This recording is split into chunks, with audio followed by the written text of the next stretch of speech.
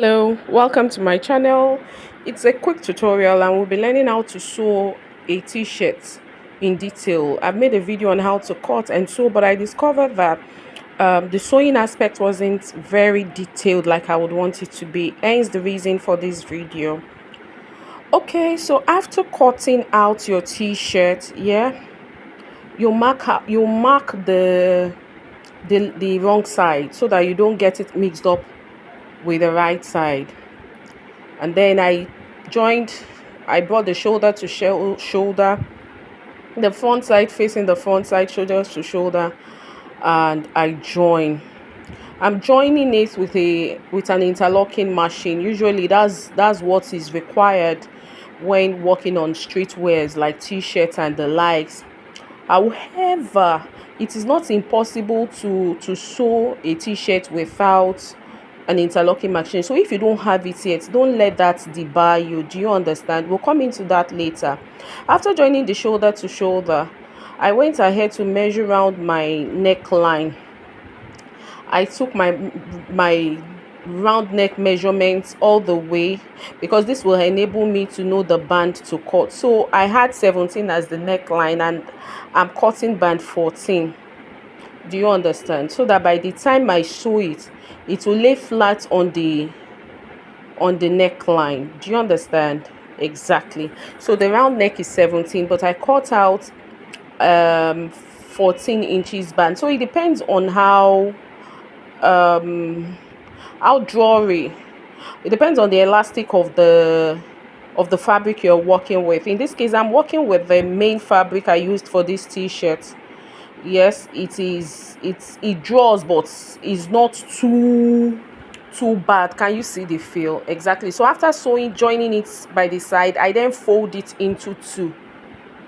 I fold it into two, giving me that look. So I go ahead and I join it all the way around. That band that I've created now, I'm going to sew it round my 17 inches neckline. You'll be wondering, how can a neckline that is 17 inches, how can a 14 inches band go around it? So what you will do in that case is you are going to draw it. Don't go and be drawing it as if you are drawing a rubber band. No, you just draw it gradually, like more like you're tipping it. You understand? In such a way that by the time as you are sewing, pull.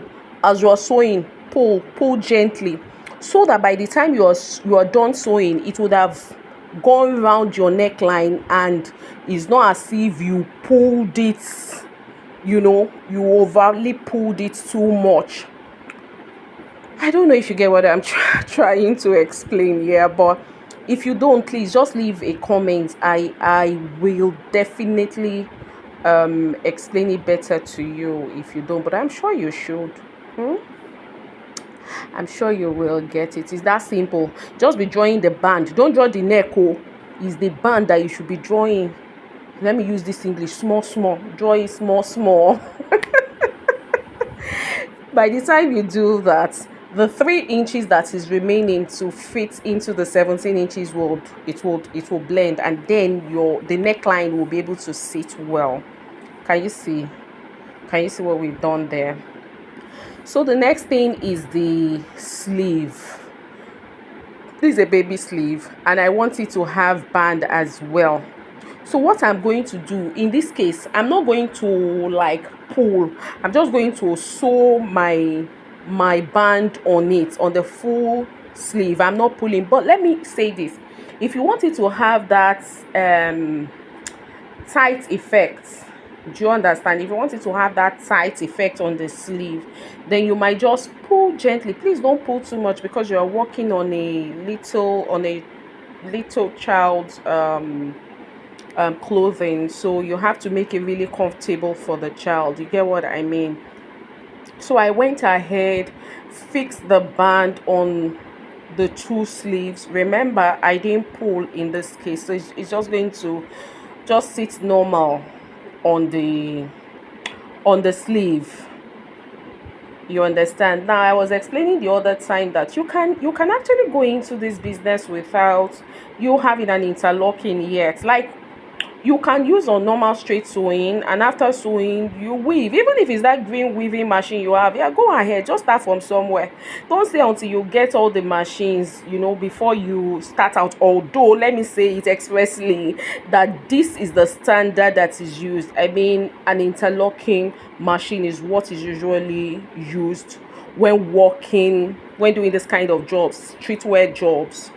So I went ahead to join the sleeve to the shoulder, front side facing front side. I'm going to be doing that for the two sleeves. So what's happening is I'm weaving and I'm sewing at the same time. You understand? I'm weaving and I'm sewing with my interlocking machine. Maybe I would even do a video on the difference between weaving machine and interlocking machine. Is there any difference? We will get to know. You can take that as homework. Go and find out. Anyway, I'm sorry, that's just by the side. So I went ahead. I'm joining the second side of the sleeve. I could have skipped this, but I just wanted us to see it again. So I went ahead to join the second sleeve, around the armhole, and that's what we have done. I hope it's clear up until this point. So now we'll be taking the side, we'll be closing the side. I picked it up and I'm closing one side of the t-shirt. I'm weaving it all the way down. It's as though you want to sew your what's it called, like you want to sew your normal dress. You understand? So we are closing one side of this t-shirt now, and I'll take it all the way down. You get it? I really want you to try this thing, to try out this project, and when you do, please let me know. It has this joy that comes with it when you see that you are teaching someone something and they are doing it and getting it. It's fulfilling. So after doing that, I'm supposed to go ahead and join the second side as well, but I'm going to be weaving the lower part first. Now, why I'm weaving the lower part is because I don't have a cover stitch machine yet. If I had a cover stitch machine, I was supposed to just fold it once and run it on my cover stitch machine, and it will give me that double sewing at the hem of the t-shirt. It will give me the double sewing effect and also weave it for me. Because I don't have it, that was why I wove it, and then I now went to my straight sewing machine, folded my t-shirt, just about 1 inch, folded it, and I'm going to be running a stitch on it. I'll be running 2 stitches actually. One will be very close to the woven side, after folding it, after turning the lower part of that t-shirt, after turning it like after turning it in by like 1 inch, I'll then take my sewing to be very close to the side I wove. Do you understand what I'm saying at all? I'm just I'm just here on my own. I believe you understand. So after sewing it, running the first stitch here, I then go ahead and start from the beginning again. I run the second stitch. If you can do something, take your t-shirt, any t-shirt you have at home, just check the hemming side. You will see it that 2 stitches, you will see 2 stitches at the hemming side. Can you see it? That's exactly what we are trying to carry out here. So you see, there's no excuse that I don't have the machine, I don't have this, I don't have that, that's why I'm unable to start. My sister, my brother, please, excuses would always be there. Don't even buy into it. Start with what you have. So I'm running the second stitch right now. The only thing I will tell you is that if you are doing something like this, please let your sewing be straight, not the one that you'll be sewing straight, your hand will not go and shake kiki. You don't want that one, no, because you are trying to bring China into that your sewing studio into Nigeria, so it has to be perfect. Do you understand what I'm saying?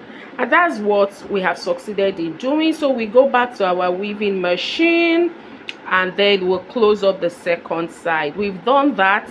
I'm putting it on my heat press machine now, and I'm giving it a good press.